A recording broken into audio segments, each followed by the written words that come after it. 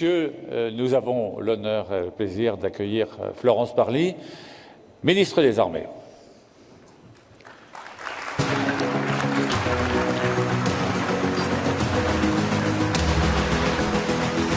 Madame la ministre, toujours fidèle au fric, lorsque l'actualité internationale vous en empêche. Au mois de juin, vous m'avez fait la promesse de tout faire pour être là. Vous avez tenu votre promesse. On est heureux de vous accueillir. Merci. Merci beaucoup. Madame la préfète, mesdames et messieurs les élus, messieurs les officiers généraux, mesdames, messieurs, chers amis, c'est en effet un immense privilège d'être devenue au fil du temps une habituée du Forum international de la cybersécurité. Et dans le train, en venant à Lille cet après-midi, je me remémorais ma première intervention ici, dans ce même amphithéâtre. C'était en janvier 2018 et à l'époque, nous avions parlé du cyberespace comme d'un nouveau champ de conflictualité. Et c'était alors un enjeu qui était encore émergent au sein du ministère des Armées. Alors, ne vous méprenez pas, nous avons toujours veillé, bien sûr, à la résilience de nos systèmes. Nous avons toujours pris en compte les enjeux de sécurité informatique pour nos équipements. Mais en revanche, ce qui était nouveau, c'était de considérer le cyberespace comme un véritable champ de bataille, un champ de bataille à part entière, et de reconnaître que le cyber était une arme avec un potentiel de destruction qui pouvait être bien supérieur, parfois en tout cas, à, par exemple, l'utilisation d'un missile. Et ce qui était nouveau également, c'était d'établir et de présenter une doctrine d'emploi de cette arme, comme je l'avais fait moi-même ici, il y a 3 ans. Alors en 3 ans, nous avons, je dois dire, complètement changé de paradigme. Du nouvel espace de conflictualité dont je viens de parler, nous en sommes aujourd'hui désormais à nous interroger sur l'existence d'une guerre froide dans le cyberespace. Alors peut-on vraiment parler de guerre froide dans le cyberespace ? Je ne prétends pas, en l'espace d'une quinzaine de minutes, répondre à cette question dans le détail et je laisserai le soin de ceux qui me succéderont à cette table ronde de s'y pencher plus avant. Mais je voudrais néanmoins partager avec vous quelques constats. Il y en a 3. Le premier, que chacun connaît ici, c'est la croissance et la permanence de la menace. Et cette menace se traduit par des attaques qui demeurent malgré tout en dessous du seuil de ce que l'on pourrait qualifier l'acte de guerre.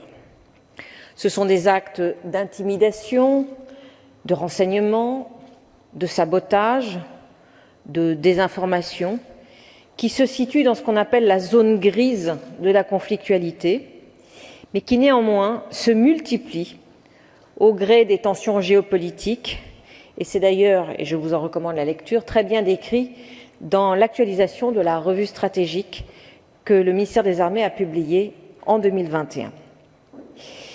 Et en cela, les menaces dans le cyberespace font écho à la vision qu'en son temps avait pu développer Raymond Aron, qui, dans la guerre froide, voyait une guerre limitée ou bien une paix belliqueuse. Le deuxième constat, c'est le risque de morcellement du cyberespace en bloc, à l'image de la guerre froide qui voyait s'affronter 2 blocs aux idéologies irréconciliables. Alors on a l'habitude de dire que le cyberespace n'a pas de frontières. Ce n'est pas tout à fait vrai, car dans certains pays, comme la Chine, l'Iran ou la Corée du Nord, pour ne citer qu'eux, la gestion des flux numériques d'informations a été centralisée par l'État dès le début des années 2000.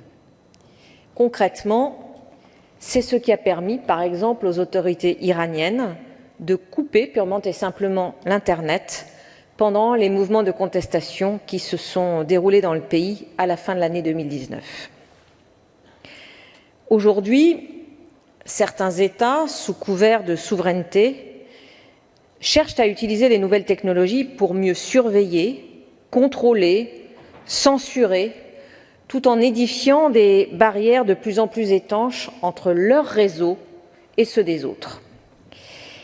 Et c'est le cas de certains de nos grands concurrents stratégiques qui tournent de manière ostensible le dos au cyberespace ouvert, sûr, stable, accessible et pacifique que nous défendons, ce cyberespace qui est devenu partie intégrante de la vie sous tous ses aspects, qu'ils soient sociaux, économiques, industriels, culturels, politiques. Et pour nous, ce n'est évidemment et clairement pas une option. Et de ce point de vue, il faut aussi appeler les choses par leur nom. Il existe bien une asymétrie entre les autocraties désinhibées et puis nous, les démocraties libérales. Il y a des choses que les premières, je veux parler des autocraties, feront, qu'il s'agisse du monde réel ou bien du monde virtuel, et que nous, les démocraties, nous ne ferons pas. Point final. Ce qui ne veut pas dire que nous sommes naïfs. Et c'est pourquoi nous devons nous préparer avec beaucoup de détermination et au plus haut niveau pour faire face à ces menaces. Et donc j'en viens à mon troisième constat. Contrairement à la guerre froide historique, qui avait ses propres mécanismes de désescalade destinés à éviter un scénario d'apocalypse nucléaire, une nouvelle guerre froide cyber, si celle-ci devait survenir, qu'elle implique des États ou bien des acteurs semi- ou non étatiques, ne serait certainement pas régie par la même retenue. Car il n'existe pas, au moment où l'on se parle, d'équivalent du téléphone rouge qui existait pendant la guerre froide pour réguler en quelque sorte le cyber. Et plus grave encore, certains acteurs restent réticents à fixer des règles du jeu, celles de la confrontation dans le cyberespace. Nous pourrions donc être confrontés à des situations d'escalade rapide, non maîtrisée, pouvant déboucher sur des crises inédites et des effets en cascade non anticipés. Dans ce contexte, l'Europe, et en particulier la France, se mobilise activement pour réduire les risques d'escalade dans le cyberespace. À l'initiative du président de la République, des milliers d'acteurs, États, entreprises, entités de la société civile, ont signé depuis 2018 l'appel de Paris pour la confiance et la sécurité dans le cyberespace. La France a été, je crois, la première nation à publier en 2019 un rapport qui affirme son attachement à l'application du droit international aux opérations militaires dans le cyberespace, qu'il s'agisse des temps de conflit comme des temps de paix. Et ces travaux nous ont permis de relancer avec nos partenaires européens l'élaboration de normes, des normes de transparence et de comportement cyber-responsables dans le cadre de l'ONU, ainsi qu'au sein de l'OTAN, où nous avons joué un rôle moteur pour élaborer la nouvelle politique de cyberdéfense de l'Alliance atlantique. Et nous avons bien l'intention de continuer à promouvoir un cyberespace stable, fondé sur la confiance et le respect du droit international. Et c'est pourquoi nous avons placé le cyber au cœur de nos priorités dans la perspective de la présidence française du Conseil de l'Union européenne que nous exercerons à compter du 1er janvier prochain. Ce sera donc pour nous l'opportunité de donner un cap et un élan pour la cyberdéfense à l'échelle de l'Union européenne, afin de prévenir les activités malignes contre les intérêts des Européens. Vous avez certainement entendu parler de la boussole stratégique. C'est un terme consacré qui en réalité désigne le premier livre blanc de la défense européenne. Et cette boussole stratégique doit nous permettre de renforcer notre résilience dans ce domaine. Et nous devons en particulier œuvrer à renforcer la sécurité des réseaux des institutions européennes et réfléchir à la façon de renforcer notre solidarité en cas d'attaque cyber. Et pour cela, il faut d'abord partager notre appréciation de la menace et identifier les priorités communes. Et dans cette perspective, je peux d'ores et déjà vous annoncer que la France organisera en janvier 2022 un forum qui rassemblera les commandants ou les commandeurs, comme vous voulez, cyber des 27 États membres de l'Union européenne. Alors aujourd'hui, une de nos priorités est de faire de notre pays un champion de la cybersécurité. C'est une priorité qui est suivie, croyez-le-moi, de très près par le Président de la République et par le Premier ministre. Et dans ce domaine, le ministère des Armées a des missions et des enjeux qui lui sont propres et qui nécessitent que nous utilisions l'arme cyber en appui de nos opérations. Nos adversaires, eux, ne s'en privent pas, qu'il s'agisse de puissances étatiques, de groupes terroristes, ou bien, et c'est souvent beaucoup plus insidieux, de leur soutien. Par exemple, sur le théâtre de l'opération Barkhane au Sahel, nous avons récemment constaté une augmentation des attaques. Or, notre supériorité opérationnelle, c'est-à-dire notre capacité à garder l'avantage sur le terrain face à des acteurs malveillants, dépend de notre maîtrise du champ numérique. Ce qui signifie d'être capable de mieux anticiper les menaces, de mieux les détecter, de caractériser les attaques pour se donner les moyens de les attribuer. Il faut en protéger nos réseaux, il faut sensibiliser nos partenaires industriels et nos prestataires vis-à-vis de leurs propres réseaux. Et il s'agit donc de nous défendre, mais aussi de pouvoir répliquer quand cela est nécessaire, et ce, même si la France, vous le savez, est opposée à une militarisation du cyberespace.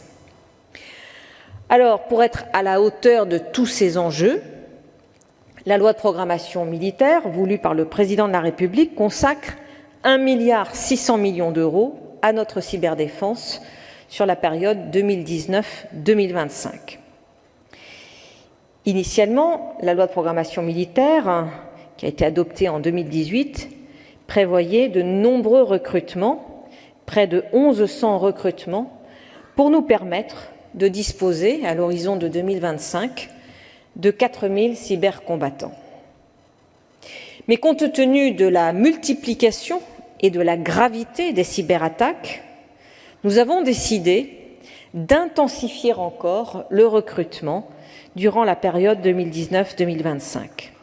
Je disais tout à l'heure que nous avions publié une actualisation de notre revue stratégique et dans ce cadre, nous avons pu confirmer la nécessité de muscler plus encore notre cyberdéfense. Et donc, je vous annonce que nous recruterons au ministère des Armées près de 800, si je devais citer un chiffre vraiment précis, 770 cybercombattants, en plus des 1100 que nous avions prévu initialement de recruter. Ces postes viendront renforcer les armées qui sont au cœur des opérations cyber, mais aussi la Direction générale de l'armement qui œuvre au développement de nouveaux équipements ainsi que les services de renseignement. Nous avons donc pour objectif de recruter près de 1900 cybercombattants d'ici 2025, ce qui portera à environ 5000 leur nombre à l'horizon 2025. Ces 1900 femmes et hommes que nous recruterons et que nous avons déjà commencé de recruter sont pour beaucoup d'entre eux, bien sûr, des as du codage, mais pas seulement. Car le cyber, ce n'est évidemment pas qu'une affaire de technique. C'est un enjeu qui concerne nos organisations, nos compétences et nos talents. Et être spécialiste cyber au sein du ministère des Armées, c'est défendre un réseau de 200 000 postes de travail, comparables à ceux d'une grande entreprise du CAC 40. C'est défendre des systèmes de très haute technologie, comme les systèmes d'armes numérisés, le Rafale, le porte-avions Charles de Gaulle ou encore le nouveau système Scorpion de l'armée de terre. Nous avons donc besoin de compétences de pointe en informatique, mais le cyber nécessite aussi des profils aussi divers que de linguistes, de psychologues, de spécialistes de relations internationales ou de géopolitique, car il est essentiel d'avoir une compréhension et une connaissance fine des différents environnements culturels et politiques où nos armées sont engagées. Alors, vous l'avez compris, au ministère des Armées, le recrutement, c'est le nerf de la guerre, surtout dans un contexte où les employeurs se disputent les talents dans le domaine cyber. Et c'est donc pour nous un enjeu essentiel que de pouvoir faire connaître cette diversité des métiers, cette diversité des possibilités qui existent dans le domaine de la cyberdéfense. Alors, comme beaucoup d'autres, nous mettons évidemment l'accent sur les jeunes. Depuis 2020 dans le cyber, c'était il y a longtemps, nous avons doublé le nombre d'apprentis en cyber au ministère des Armées. Nous allons chercher les étudiants grâce aux exercices flash de cyberdéfense et le dernier que nous avons organisé en 2021 a réuni près de 400 étudiants. Nous avons aussi développé des formations et des passerelles à destination de celles et ceux qui n'ont pas de diplôme. En septembre 2020, nous avons conclu un accord interministériel pour la formation dans le domaine cyber qui associe 9 ministères, 54 établissements publics, car nous considérons que dès que la motivation et l'envie sont là, alors il y a toujours une voie vers la cyberdéfense. Si je devais aujourd'hui avoir un message à destination de celles et ceux qui seraient tentés de rejoindre le domaine de la cybersécurité au ministère des Armées, ce message, il serait simple. Venez tel que vous êtes, car il n'y a pas de parcours type, il n'y a pas de case à cocher, et notre objectif, c'est de grandir avec vous. Et c'est un message que je voudrais répéter en particulier à destination des jeunes filles et des jeunes femmes, et des femmes d'une façon plus générale. Ça ne vous étonnera pas, nous avons besoin d'elles, nous avons besoin de vous. Le cyber a besoin de vous, les métiers du numérique ont besoin de vous, de votre créativité et de vos compétences. Et je crois vraiment que la révolution numérique est une extraordinaire opportunité pour repenser en profondeur notre société et notre rapport au monde. Et donc, nous, vous les femmes, nous ne devons pas être absentes de ce débat qui est très structurant pour notre avenir. Et au contraire, nous devons le porter avec force et saisir cette opportunité du numérique pour faire progresser notre société vers plus d'égalité et plus d'inclusion. Et la défense, merci, j'entends qu'il y a des femmes dans l'assistance, mais aussi des hommes qui soutiennent cette démarche. Et je les en remercie car je crois qu'ils ont compris le sens de l'histoire. La défense, en effet, donne du sens à l'engagement dans ces métiers passionnants qui peuvent, encore une fois, s'exercer, je l'ai déjà dit, dans des environnements extrêmement variés.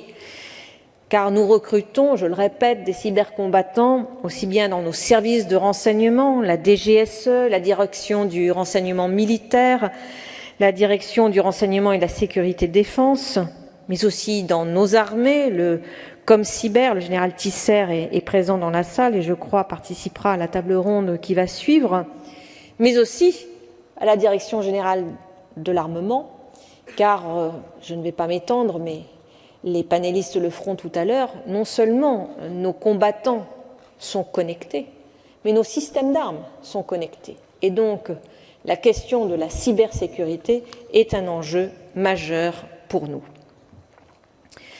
Alors, je crois que vous avez bien compris que pour le ministère des Armées, la bataille du recrutement est un enjeu fondamental et j'ai peut-être été un peu lourde dans mon intervention, mais c'est aussi mon rôle que de rendre le ministère des Armées visible et attractif pour les cybercombattants présents et futurs.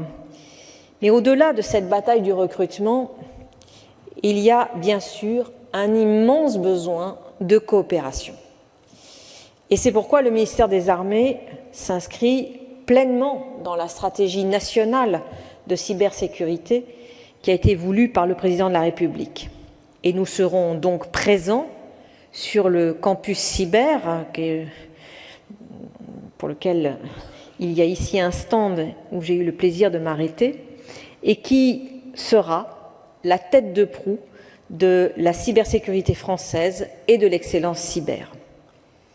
Ce campus sera un lieu de convergence pour les talents et une véritable concrétisation du thème de ce FIC 2021 qui, je crois, s'intitule « Une cybersécurité coopérative et collaborative ».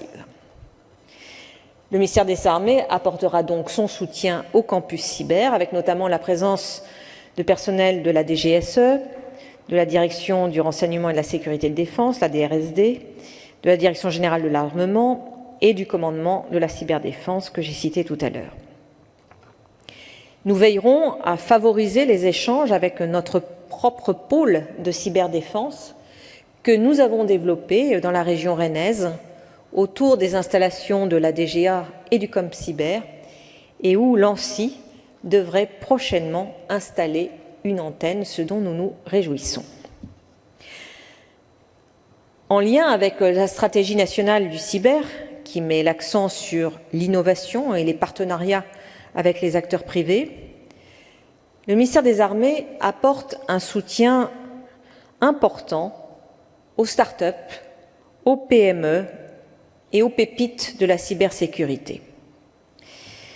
Pour ces entreprises, toutes petites, comme les start-up, les PME, mais aussi les ETI, nous avons donc créé un dispositif d'aide au financement des démarches de cybersécurisation que nous avons baptisé le DIAG Cyber, que nous finançons sur notre budget propre à hauteur de 4,5 millions d'euros et qui permet à ces entreprises de bénéficier d'une prise en charge de la moitié des dépenses d'audit de sécurité des systèmes d'information et nous les accompagnons également dans la mise en place éventuelle de plans de remédiation. En parallèle, il y a 2 ans, nous avons créé la Cyberdéfense Factory, qui est le premier incubateur dans le domaine de la cyberdéfense, qui offre donc aux PME ainsi qu'aux start-up un accès à l'expertise technique et opérationnelle du ministère des Armées et leur offre aussi l'accès à quelque chose qui est précieux, ce sont les données d'intérêt cyber qui sont détenues par les armées. Nous avons donc un lac de données qui est accessible à ces entreprises et qui leur permet de tester et de fiabiliser leurs outils. Alors aujourd'hui, je suis très fière de pouvoir aller à la rencontre de quelques pépites qui sont nées précisément au sein de la Cyberdéfense Factory et qui, depuis, ont pris leur envol. Et je pense notamment à Glimpse, qui est le premier projet pilote de la Cyberdéfense Factory. Il y a 1 an, il a quitté la rampe de lancement à la suite de son premier recrutement. Et depuis, je dois dire que la société a parcouru bien du chemin, puisqu'elle a réalisé une levée de fonds de 6 millions d'euros, ce qui est un record pour une start-up aussi jeune en cybersécurité, et cela grâce au fonds Brienne 3, qui a été créé par notre ministère en partenariat avec Ace Capital Partners. Glimpse a aussi fait grossir son équipe en 1 an, en passant de 4 cofondateurs à 28 employés. Et donc c'est une réussite à laquelle le ministère est extrêmement fier d'avoir pu contribuer. Et je terminerai par là. Si j'ai un dernier message à porter devant vous, c'est d'oser pousser la porte du ministère des Armées. Si vous avez une entreprise dans le domaine de la cybersécurité ou un autre domaine d'intérêt qui concerne de près ou de loin notre défense, je crois que l'on peut dire que nous avons beaucoup à offrir. Qu'il s'agisse de soutien financier, de rencontres et d'échanges avec des experts du milieu, des synergies avec l'environnement académique, industriel, institutionnel, ou bien encore de l'accompagnement juridique ou administratif. Le ministère des Armées a des ressources qu'il ne demande qu'à partager, car nous savons bien que les performances de notre cyberdéfense en dépendent. C'est uniquement par la voie de la coopération et de la collaboration que nous ferons de la France une cyberpuissance. Je vous souhaite donc un excellent FIC 2021. Vive la République, vive la France!